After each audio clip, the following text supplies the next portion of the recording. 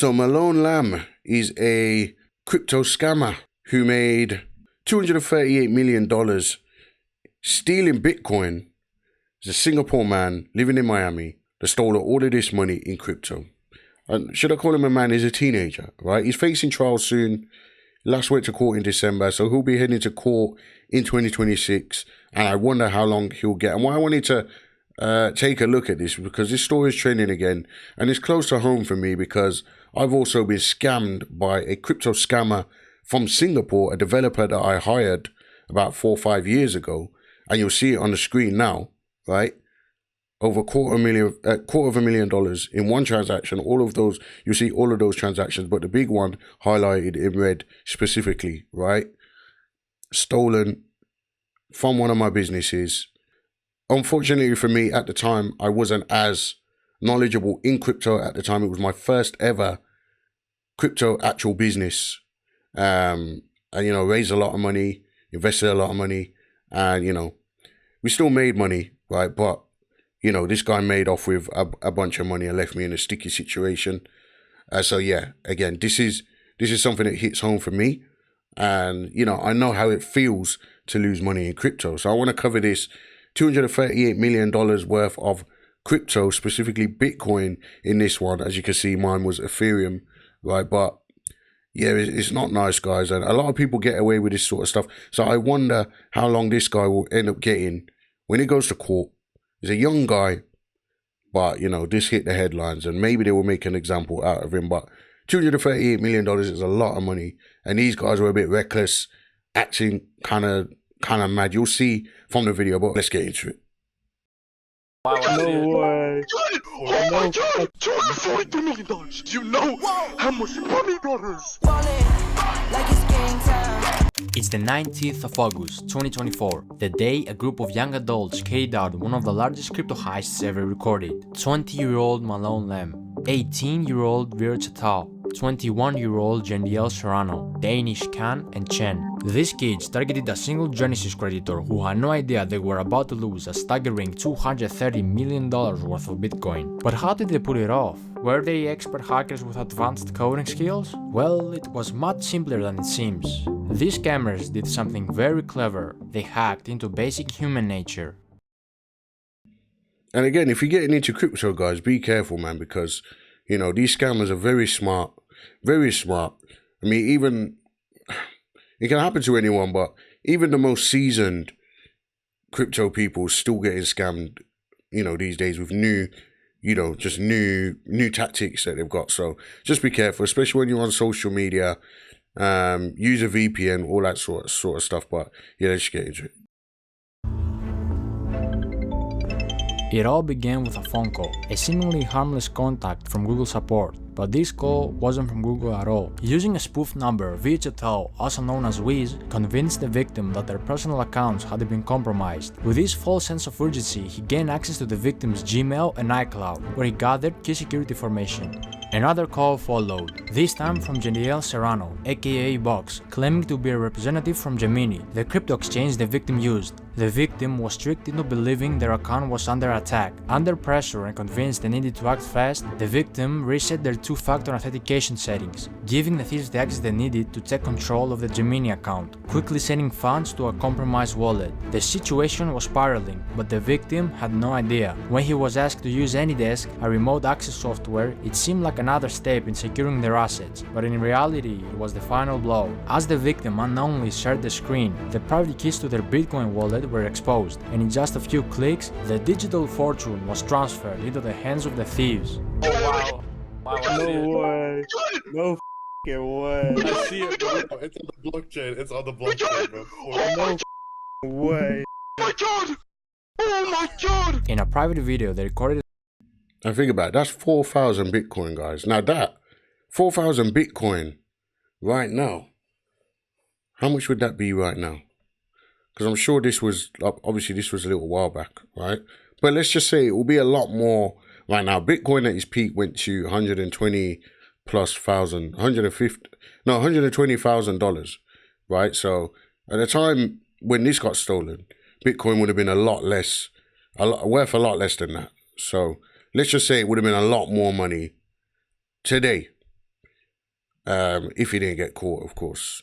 The live reactions to the successful transfer of 4,064 bitcoins valued at over $230 million at the time, clearly excited as they watched the millions flow into their wallets. How did they manage to pull off such a heist? How could someone with that much wealth be deceived so easily? And why will they record themselves in the act of committing such a massive crime? These are questions that might never be fully answered, but one thing was clear: the money was now in the hands of the criminals, and they knew their work wasn't done yet. Exactly 17 minutes after, they quickly set up. And I talked about that in another video about Gen Z, like recording their crimes as well. We saw it with the ones that broke into the man's house and they stole like $4.3 million, well, pounds actually, it was in the UK, but 4.3 million worth of crypto, right? If you haven't seen that video, go and check it out on my channel, right? But yeah, I don't know what's up with Gen Z. They're recording their crimes, which is good for the victim because, you know, ultimately, you know, they end up getting caught, the money gets seized and it gets sent back to the victims. But why are people recording their crimes? Dumb. About laundering the money. To make it harder for authorities to track the stolen crypto, they split the Bitcoin into smaller amounts and transferred it across 15 different exchanges. Go to the top right, the settings bar. Settings, no, not that. Like the swap settings. Set custom recipient. No, bro, what the hell? Do 998. Dark, bro, you're so horrible. You can't. Bro, I'm clearly busy, Caleb. Planning a heist. Soon enough, all the stolen money was now clean money, ready to be spent, and the criminals didn't hold back. The day before the heist even took place, they were already planning on how to spend their fortune, sharing links with each other on Telegram of expensive luxury clothes they wanted to purchase, from brands like Louis Vuitton, Givenchy, and Philippe Plein. While most of the crew chose to play it safe, keeping a low profile and resisting the temptation to splurge, one man couldn't help but stand out. His name? Malone Lam. Ballin', like it's game time. Locked in when it's game time. I think I better skip the music, you know, because I don't want like a copyright strike. So let's just skip a little bit of the video. Enjoy was now within his reach, ready to become his new reality. Nightclubs became his second home. Almost every night he hit a club, spending ridiculous amounts of money on VIP sections and bottle services. His bar tabs were unbelievable, some nights costing $265,000, $300,000, and even more than $500,000 in a single night. If you were in one of those clubs, you couldn't miss him. Who the is Malone? Malone, he going real crazy like it's your birthday. His name will be flashing on signs. Malone! Send me bottles, Malone! Welcome home, Malone. They just hit $100,000 in bottles right now. Jesus, Malone, this is next level. Malone, you're not stopping tonight, right? He quickly became everyone's favorite because whenever he was around, everyone got to drink for free.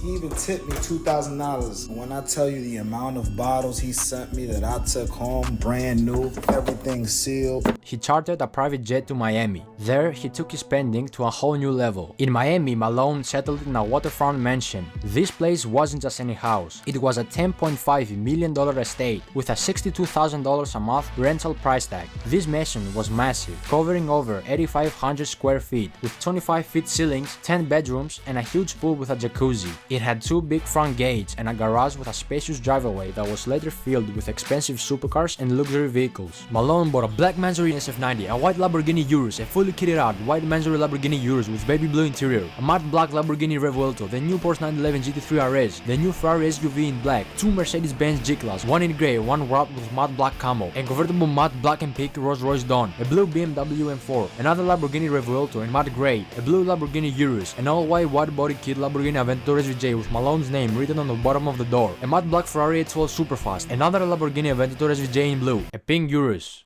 which Malone originally bought as a gift for his ex-girlfriend to try to get her back, but got rejected again.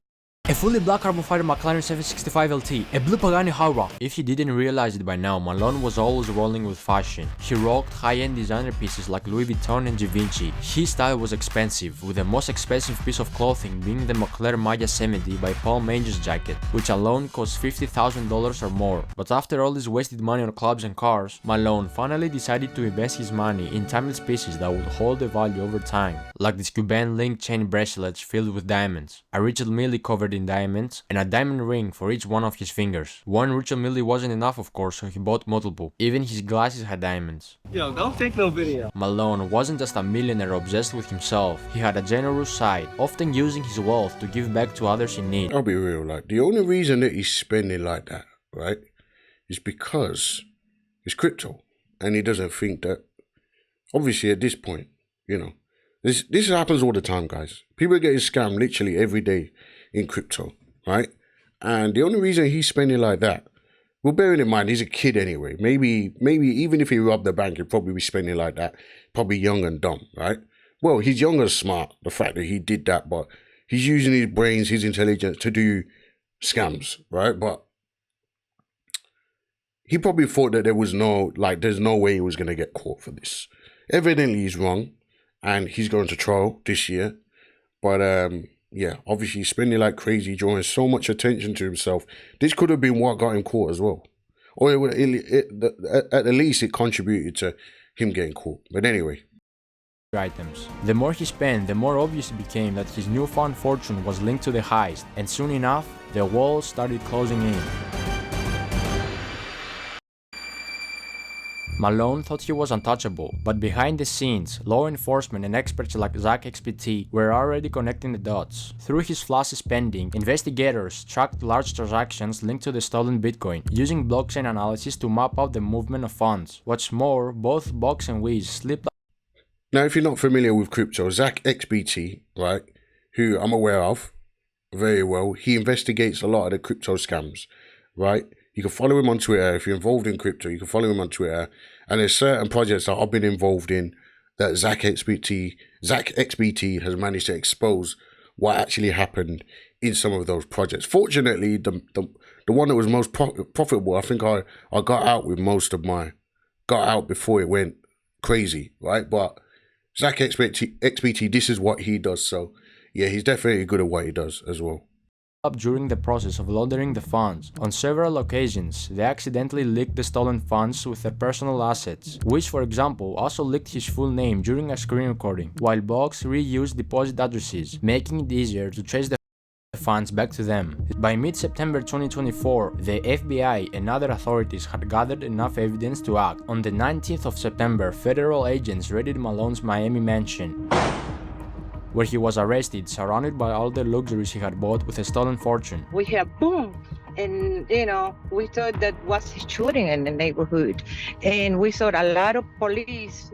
This was something that never happened in this neighborhood. It was a stark contrast. Malone, who had lived like a king for just a short while, was now being led away in handcuffs. Authorities were able to freeze over $9 million in stolen funds, with $500,000 already returned to the victim. However, a significant portion of the stolen money remains in cryptocurrency wallets. At the time of making this video, $21 million linked to Box is still sitting in one wallet, while Virtual, also known as Wiz, has around $39 million tied up to his account. Additionally, $4 million of Malone's funds remain untouched in another wallet. But what happened to everything else he bought? The cars, the clubs, the private jets, and all the flashy stuff. See, when a criminal buys luxury items, like cars, with stolen money and later gets arrested, the government steps in and seizes those assets through a process called asset forfeiture. This allows law enforcement to take control of anything purchased with illegally obtained funds, such as cars, houses, or expensive jewelry. Once these assets are seized, they are usually put up for auction. In many cases, dealerships or buyers, including the same dealer who originally sold the cars, can purchase them again, often at a lower price than they were initially sold for. The money made from these auctions then is used in a couple of ways. A portion of it will go toward compensating the victims of the crime, helping to recover some of the stolen funds, while another portion could be used to cover the cost of the investigation and legal proceedings. If the victim is lucky, he can get 50 to 65% back after the auction and administrative fees, the cut the investigators will get. However, in Malone's case, 3 of the cars he purchased, the Mandatory Lamborghini Urus, the Lamborghini Revuelto, and the Porsche 911 GT3 RS, were later transported to LA following his arrest. These cars were spotted by EFF Spot, a popular YouTuber who is known for his rare and expensive car spotting videos. In this particular video, both the Revuelto and the Porsche appeared with noticeable damage. The Revuelto had significant front-end damage, while the Porsche was dented in the rear, suggesting that the Revuelto had likely rear-ended the Porsche. This kind of damage will undoubtedly decrease the value of these cars when they go to auction, significantly reducing the amount the victim could recover. The same process will apply to the clothes, jewelry, watches and designer glasses that Malone purchased. These luxury items are likely to be seized by authorities and auctioned off as part of the asset recovery process. High-end watches such as his Richard Mille pieces are particularly valuable and could bring in significant amounts at auction. While designer clothes typically depreciate in value, Malone's expensive pieces will still hold enough worth to help recover the funds for the victim. As for the wild spending in clubs, that money is pretty much gone. When you blow $500,000 in a single night on bottle services and VIP sections, the clubs aren't held responsible for giving it back, especially if they had no clue the money was stolen. Same goes for the private jets. Those jet companies provided a legitimate service, so the money Malone spent on his flights is long gone. In conclusion, while most of the big ticket items can be seized and auctioned, much of what Malone spent on services like clubs and private jets is lost for good. This story isn't just about a major heist or the luxurious lifestyle Malone enjoyed for a brief moment. It's a lesson in greed, the dangers of showing off wealth that wasn't earned, and how quickly everything can come crashing down. Despite all the money spent, the nights out and the flashy purchases, Malone's dream life was built on stolen funds, and it was only a matter of time before it fell apart. Authorities might recover some of the stolen money, but the damage done to the victim and the recklessness of Malone's spending spree are a reminder of how easily things can slip away. For Malone and his friends, what started as a wild ride of lavishness ended in arrests and their names tied to one of the biggest crypto crimes in history. In the end, this heist shows us that no matter how clever the crime or how big the payout, the law always catches up, and the price they paid was far greater than the short-lived luxury they enjoyed.